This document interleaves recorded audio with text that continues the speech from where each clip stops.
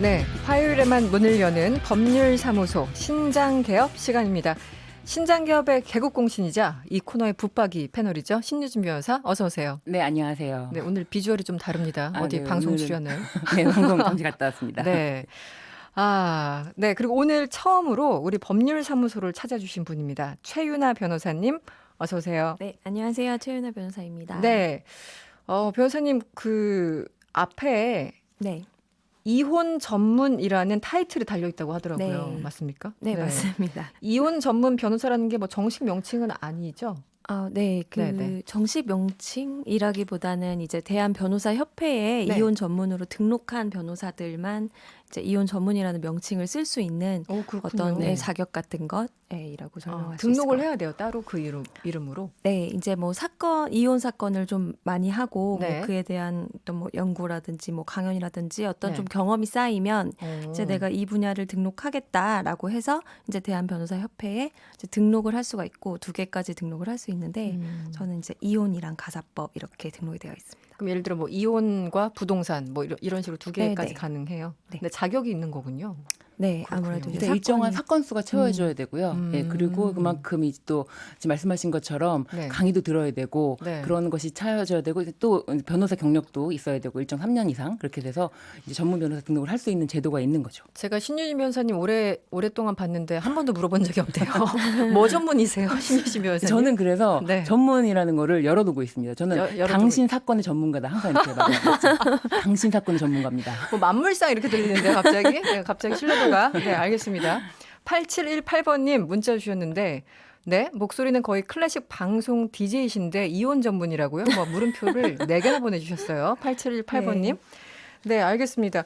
그런데 뭐 민사, 형사, 부동산 많잖아요, 분야가. 네. 그런데 이혼이라는 분야를 선택하신 이유는 뭐 계기가 있었습니까, 최 변호사님?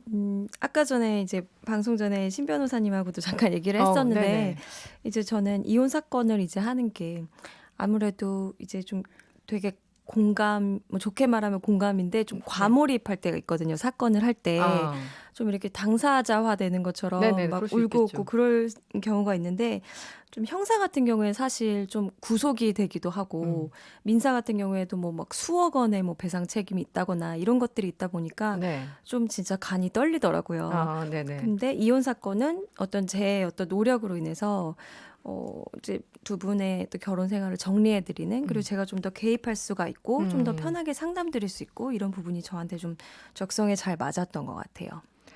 그렇군요. 다른 방송에서 보니까 네. 이혼 사건 재밌으시다고. 네, 사실 그 제일 크죠. 사실은 즐기는 자 이렇게. 적성이 맞아야죠. 네. 네. 네. 그 분야별로 다. 그러면 그 이혼 전문 변호사라고 타이틀을 이제 달고 계실 텐데 아마 명함은 제가 아직 못 봤습니다만 거기도 적혀 있을 테고요. 네.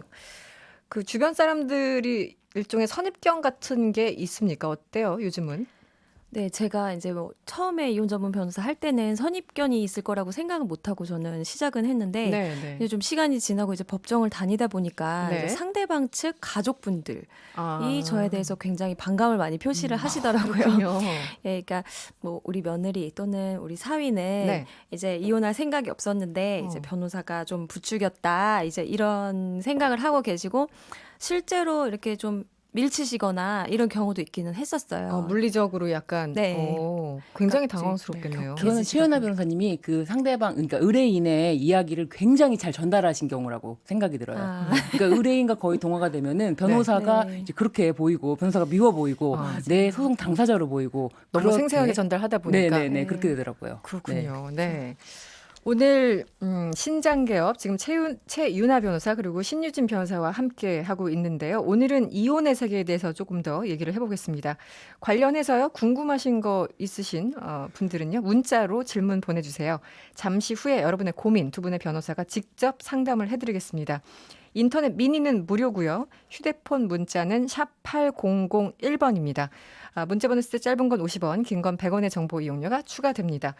신유진 변호사님도 이혼 소송 많이 좀 해보셨어요? 저는 법원에서 이혼 조정위원으로 이제 활동을 하고 오랫동안 활동을 해서 네네. 이혼 사건이 정말 다양하구나. 그리고 이 다양한 이혼 사건에서 많은 분들이 또 궁금해하시는 게 그 위자료 액수 얼마나 되냐 네네. 이런 부분.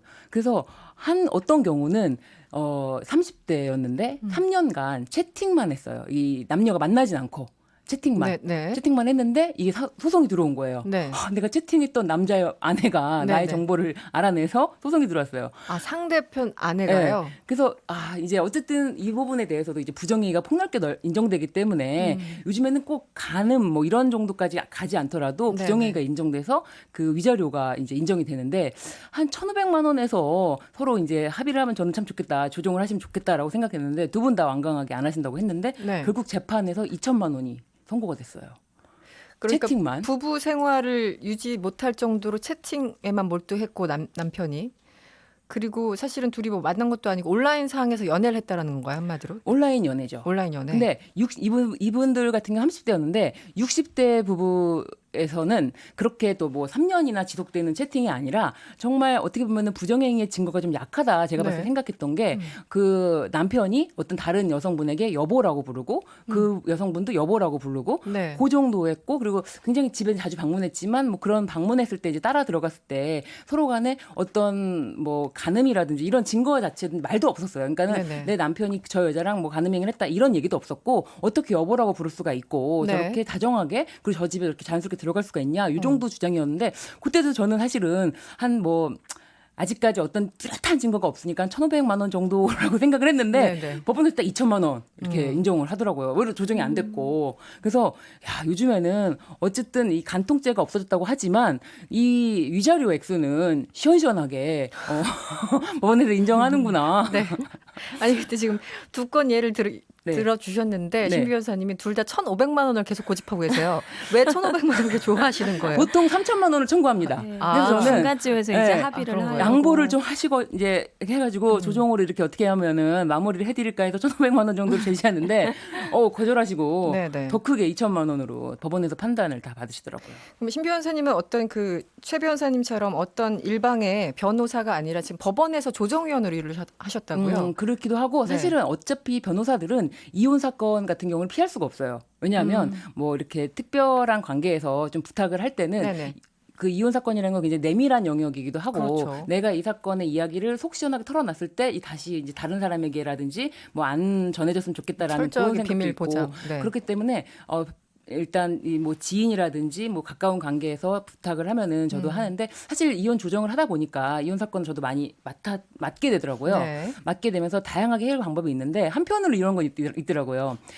조정으로 이렇게 잘 끝낼 수도 있는데 굳이 변호사 저도 이제 마찬가지지만 그런 경험이 있지만 그 우리 의뢰인의 얘기를 하려다 보니까 너무 상대방에게 나쁜 얘기만 하게 되는 거예요. 그러니까는 그 사람도 입장이 있겠죠. 네네. 근데 나는 우리 의뢰인의 얘기를 전달해야 돼. 그렇겠죠. 그러니까 우리 네. 의뢰인의 고통만 쓰다 보니까 네. 상대방으로서는 더 화가 나는 거예요. 네, 네, 그러니까 네. 변호사가 개입되면 싸움이 더 커지는 것도 맞는 것 맞아요. 같아요. 그러니까 상대방이 이건 순전히 거짓말이다. 우리 의뢰인도 마찬가지예요. 상대방이 소장이 날라오거나 뭐 날라오면은 네네. 이건 순전히 거짓말이다. 양쪽 다. 양쪽 다 거짓말. 그럼 완전 화가 나는 거예요. 내가 고민을 하다가 이제 웬만한 이혼 사건 같은 경우는 처음부터 과격한 소장을 보내지 말자. 그러면은 한 번에 그 조정 기회만 날린다. 네네. 그래서 처음에는 어떤 사유를 특정하지 않고 네. 원만하게 해결해보고자 노력하는 차원에서 조정 기회를 열어주십시오. 이렇게 제출을 하고 있어요. 요즘에는. 변호사님들 얘기를 듣다 보면 사실은 그 이제 기술적으로 법 기술에 대한 그런 것도 있지만 굉장히 감정 노동자 같다는 느낌도 들고, 네, 자기가 그 의뢰인을 만날 때 최윤아 변호사님은 그럼 이혼 전문이시니까 무려 네. 그러면은 몇 건 정도를 그동안 하신 거예요? 보통 이제 변호사 한 명당 사건이 보통 뭐 50에서 한 70건 정도씩 하는데 네네. 거의 뭐 10년 가까이 항상 풀로 차서 계속 했었기 아 때문에 그러세요? 네. 네, 뭐 1000건 이상 했고 뭐 1년으로 계산하기는 되게 어렵긴 한데 네. 굳이 따지면 한 1년에 100 몇십 건 정도 하지 않을까. 1년에 100 네. 몇십 건. 그렇군요.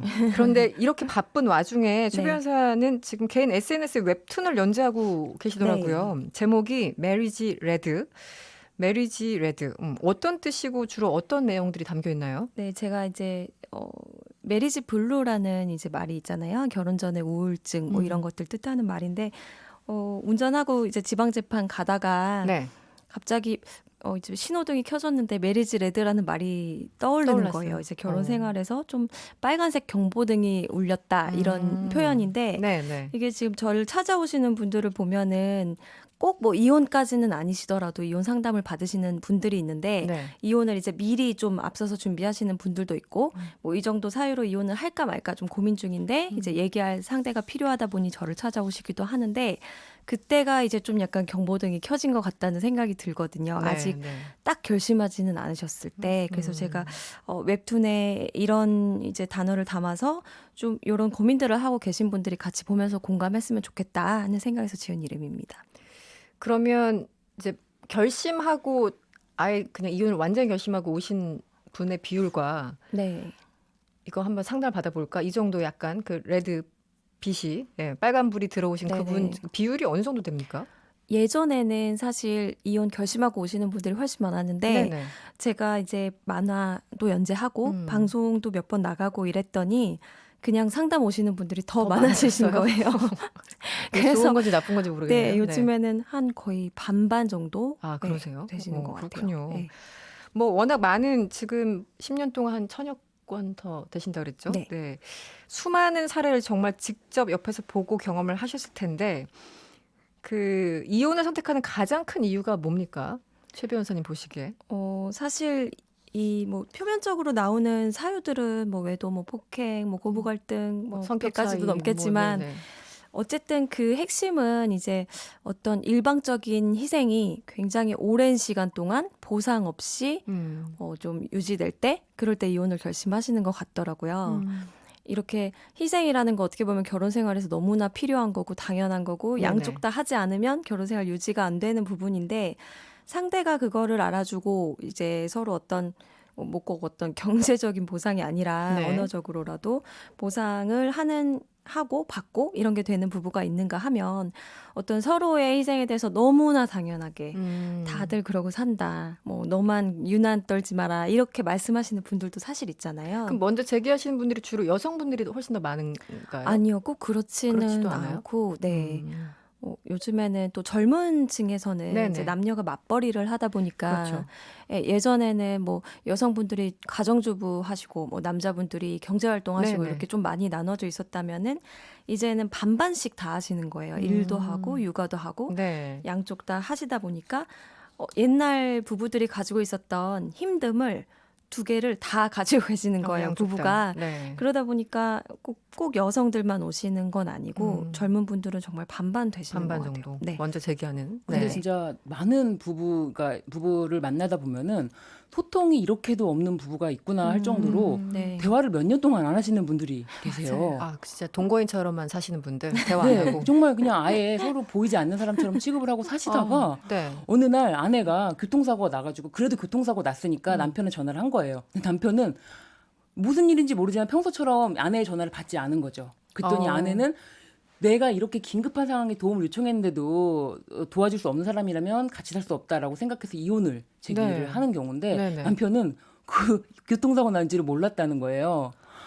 아, 근데 상황 이 자체가 골이 참. 너무 기니까 아내는 몰랐다고 하더라도 이제 우리 너무 골이 깊으니까 헤어졌으면 좋겠다라고 하지만 남편은 헤어질 수 없다. 이제 와서 빌고 있어요. 법원에 와서. 아, 지금 그 상황입니까? 그런 네네네. 상황이 있었어요. 그래가지고 있었군요. 네. 다음 뭐 사주에 뵙는 걸로 네. 하고 헤어지고 그런 경우도 있었는데 다시 오시진 않더라고요. 아, 그렇습니까? 네. 근데 하여간 굉장히 근데 그분들은 어쨌든 뭐 다시 이제 사주 후에 다시 법원으로 오시지 않으셔서 아마 이혼을 이제 안 하시는 걸로 했을지 몰라도 말을 안 하고 사는 부부가 굉장히 많아요. 굉장히 많다. 그리고 각방을 쓰는 부부도 굉장히 많고요. 음. 그래서 젊은 분들은 아무래도 이렇게 각방을 쓰는 것은 아무래도 정상은 아니다라고 생각하셔서 이제 이혼 소송 제기하는 게 좀 더 옛날보다는 쉬우니까라고 네네. 해서 이제 이혼하자라는 얘기가 서로 나오는데 또 황혼 이혼 같은 경우는 지금 와서 또 내가 자녀들도 있는데 내 네네. 딸들 결혼도 시켜야 되는데 그러면서 소송을 제기하지 못하시고 네. 참는 경우에 오히려 딸들이 엄마를 데리고 이제 모시고 아. 오는 거예요. 이혼을 예, 해야 된다. 우리 엄마가 아무래도 고생. 너무 마음이 힘든 것 같다. 그래서 좀 이혼하셨으면 좋겠다. 딸들이 모시고 오는 경우도 있고 그렇더라고요. 자제분들이 네, 황혼 오히려 이혼. 그렇군요. 그러면 아까 제가 최 변호사님 질문 드렸지만 하여튼 신 변호사님이 지금까지 보시기에는 이혼 결심하는 가장 큰 이유는 그러니까 소통 단절 뭐 그런 건가요? 저는 이 부부 간의 신뢰 관계가 이제 신뢰 깨져서 더 이상 이런 재산 문제도 마찬가지고요. 그러니까 한편 이런 경우도 있어요. 남자분이 전적으로 재산 관리를 하는데 아내분에게 통장을 안 맡기는 거예요. 왜냐하면 이 통장을 맡기는 순간 이 사람이 나에 대한 존중을 안 할 것이야. 그리고 통장을 맡기는 순간 이 사람은 어디다가 돈을 쓸지 몰라. 신뢰관계가 없는 진짜 신뢰를 거예요. 안 하는 돈을 거네요. 안 맡기니까 또 아내는 이렇게 나에 대해서 신뢰관계가 1도 없는 사람에게 또 나도 재산을 공유하고 싶지 않다라고 서로 벽을 이렇게 쌓아가는 건데 이 신뢰관계가 가장 큰 문제 같아요. 예를 들면 사실은 가정폭력 이라는 거는 네네. 너무나 이제 선명하게 드러나는 그렇죠. 문제이기 명백한, 때문에 네. 그런 걸로 이제 요즘에는 더더군다나 좀 많이 뭐 참고 산다는 것은 어렵잖아요. 네. 그런데 이 신뢰관계가 한 번 또 무너지기 시작할 때는 회복하려면 굉장히 많은 노력이 필요합니다. 근데 그런 노력을 요즘에는 좀 많이 안 한달까 그런 것도 있고요. 네.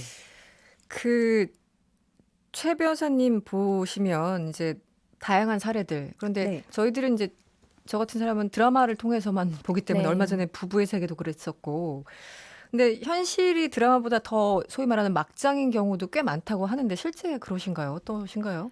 예, 실제로 뭐 드라마보다 훨씬 더 심한 경우들이 많고 아 그래요? 근데 네. 이제 드라마를 보다 보면 우리가 좀 뭐 유전자 검사한다거나 이런 것들이 나오면 아, 네. 세상에 저런 일이 어딨어 이렇게 생각을 하잖아요. 네. 뭐 드라마 단골 주제다 유전자 그렇죠 검사가. 요즘은.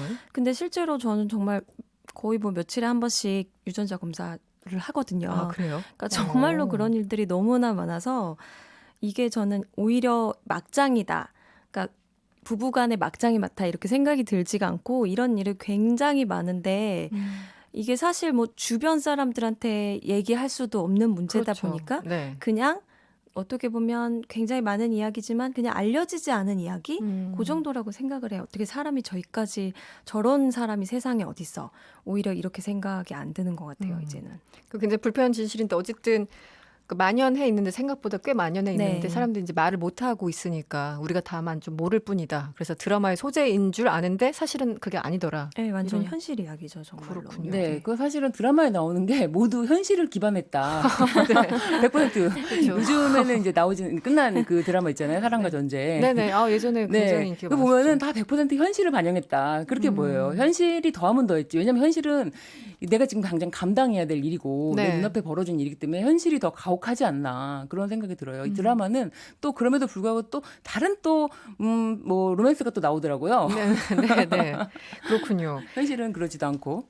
그런데 기본적으로 이혼 그 소송이 뭐 쉽게 그냥 깔끔하게 끝나는 경우도 있겠지만 이렇게 조금 소위 말하는 막장으로 가는 경우는 굉장히 치열하지 않습니까? 양쪽 공방이. 그렇죠. 네. 아무래도 이제 막장에 어떤 잘못을 하신 분들은 네. 기본적으로 자기 잘못에 대해서 좀 인지나 잘못에 대한 반성 이런 게 없으신 분들이 많기 인정 안 때문에 하니까.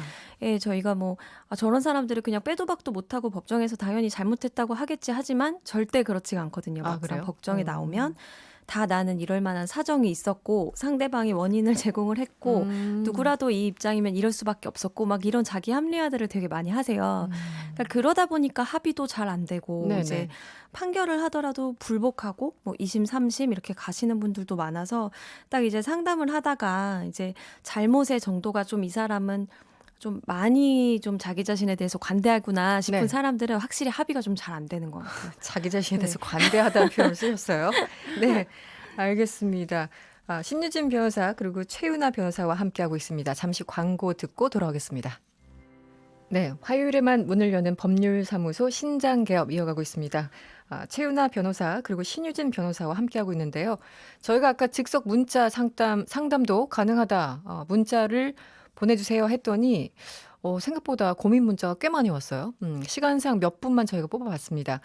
4672번님, 혼인신고할 때 건강하다, 술도 안 먹는다 이렇게 얘기를 했었는데 살다 보니까요. 폭주에 주사도 심하고 심장병도 있어요. 이혼 가능한가요? 이렇게 문자 주셨는데요.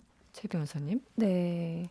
뭐 술을 너무 많이 드셔가지고 뭐 생활에 지장을 줄 정도로 폭주의 주사도 심하시면 당연히 이혼이 가능하신 거고 근데 이제 재판이라는 거는 사실은 주장보다는 결국 입증 싸움이기 때문에 네네. 이런 것들에 대한 증거가 어느 정도 이제 갖고 계시냐 이게 사실은 이혼이 된다 안 된다 뭐 이런 기준이 되실 건데 사실 이런 것들이 실제로 증거를 남기기가 굉장히 쉽지가 않거든요. 술을 엄청나게 밖에서 네. 마시고 들어오는 걸 그걸 일일이 어떻게 뭐 사진 찍어놓을 수도 없는 거잖아요. 예를 들면. 녹취하고 뭐 동영상 찍고 이러시는 분들도 계시긴 하는데 그게 뭐 혼인 기간 내내 그거를 막 매일같이 찍고 이러신 분들은 없고 보통 1회성, 2회성 이 정도라서 재판부에서 뭐 한두 번 정도의 그런 증거가 있다고 해서 이것은 무조건 위자료 사유다 이렇게 판결하지는 않으세요. 그래서 그 부분에 대해서는 좀 입증이 좀 더 지속적으로 이루어진다거나 아니면 그냥 소송을 넣어놓고 상대방의 동의를 구한다거나 이렇게 진행을 하시는 게 좋을 것 같습니다.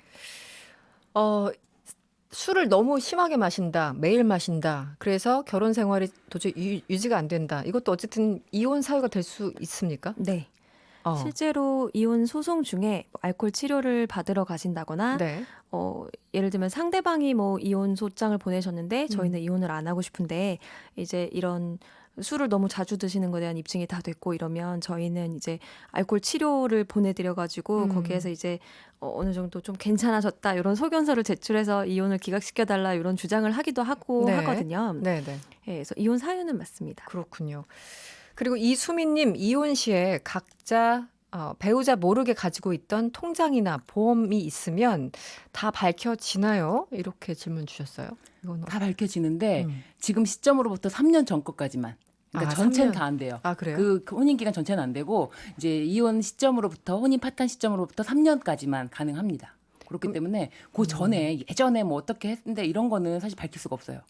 그러면 일단 이혼 소송이 딱 시작되면 어쨌든 3년 전까지는 네. 각자 뭐 다 계좌를 열어본다는 뜻인가요? 네네 법원을 어. 통해서. 아, 네. 그래요? 네. 통장 보험 다 나옵니까? 네, 다 나옵니다. 그렇군요. 숨길 수가 없습니다. 네. 그리고 이창수님이 문자 주셨는데요. 이혼했는데요. 양육비를 매달 50만 원씩 주기로 했다가 처음에는 잘 줬는데 시간이 지나다 보니까 잘 주지 않습니다. 이 양육비 항상 문제예요. 어떻게 해야 될까요? 이렇게 문자를 주셨어요. 이제 이행명령 신청이라고 해서 양육비 지급해달라는 신청을 법원에 또 하셔야 되는데 예전에는 사실 또 감치명령이라는 게 또 있는데 예전에는 감치명령이 실제로 잘 이루어지지가 않았었어요. 그냥 형식적으로 좀 써있기만 하지 네. 실제로 막 양육비 안 주신 분들을 구치소에 수감한다거나 이런 경우가 적었는데 네. 요즘에는 감치 명령을 되게 잘 하시더라고요. 아, 판사님들이. 그래서 좀 더 양육비 확보에 대해서 아무래도 법원도 많이 노력하고 있다는 것이 보이더라고요. 양육비 문제 굉장히 심각하죠. 네.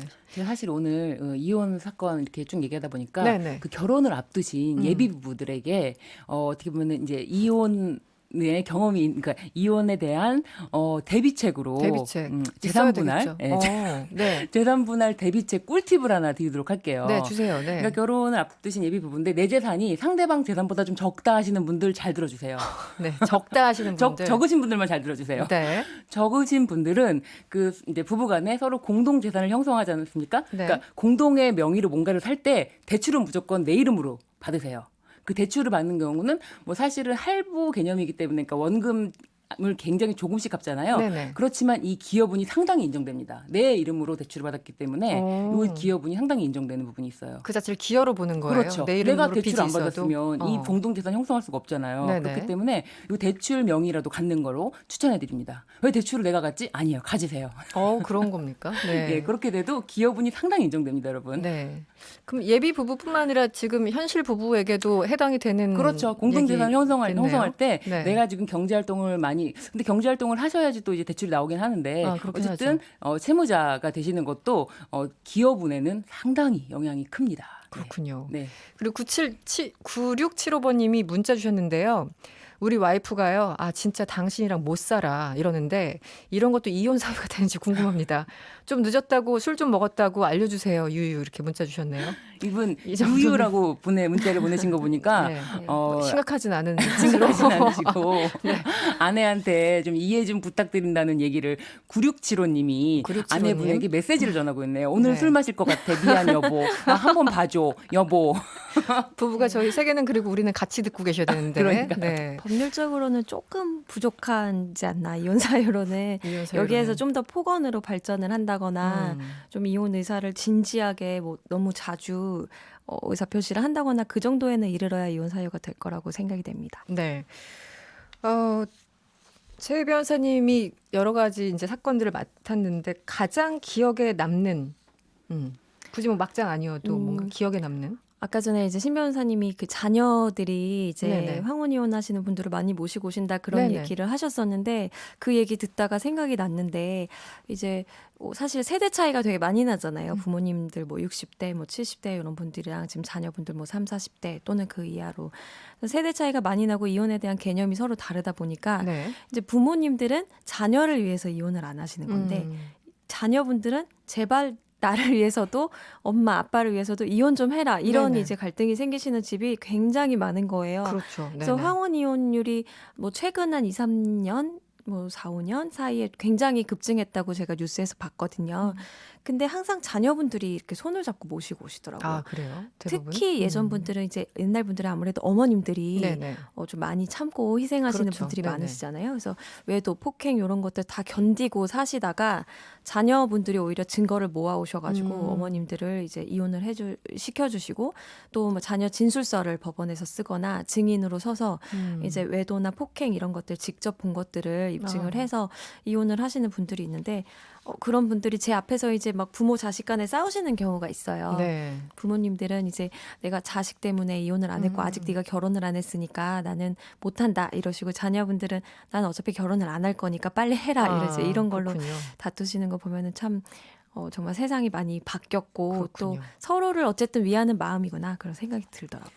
그리고 6492번님이 문자 주셨어요. 안녕하세요. 남편이 집을 나간 지 7년이 넘었습니다. 자동 이혼 되나요? 이런 문자도 주셨네요. 이게 제가 꼭 말씀드리고 싶은 게 네. 이런 질문하시는 분들이 진짜 많아요. 아, 그래서 그래요? 저는 7년 이렇게요? 변호사님도 그러지 않으세요? 그렇죠? 그래서 저는 이렇게 장기간? 내가 공부를 제대로 안 했나? 자동이혼이라는 게 책에 있었나? 막 그런 네네. 적도 있어요. 근데 자동이혼이라는 건 없습니다. 그리고 이제 별거 기간이 길면 아무래도 이제 혼인이 이미 파탄됐다고 봐서 이제 이혼 판결이 쉽게 나죠. 그런 거를 자동이혼이라고 보시는 그리고 것 같아요. 이제 주소를 모를 거예요. 7년 동안 집을 나갔기 때문에 그러네요. 그런 경우 공시송달로 이혼할 수 있기 때문에 주소를 몰라도 뭐 바로바로 이혼할 수 있습니다. 공시송달로. 네네. 그런데 보통 몇 년부터는 이건 이혼이 굉장히 뭐 당연하다 이렇게 되나요? 최소한 뭐 뭐 1년은 알 테고. 이혼 사유만 있으면 네네. 이혼 사유만 있으면 집을 나간 지 한 달만 해도 뭐 충분히 공시송달로도 이혼이 가능하죠. 사실 이제 최 변호사님 계속 말씀하셨던 것처럼 증거가 뭐 많이 있으면은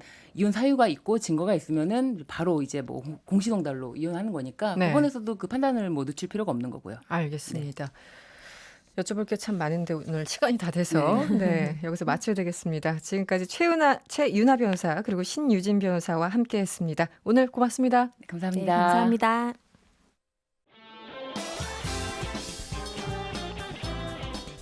여러분의 퇴근길을 꽉 채워드립니다. 평일 저녁 6시 5분 이승원의 세계는 그리고 우리는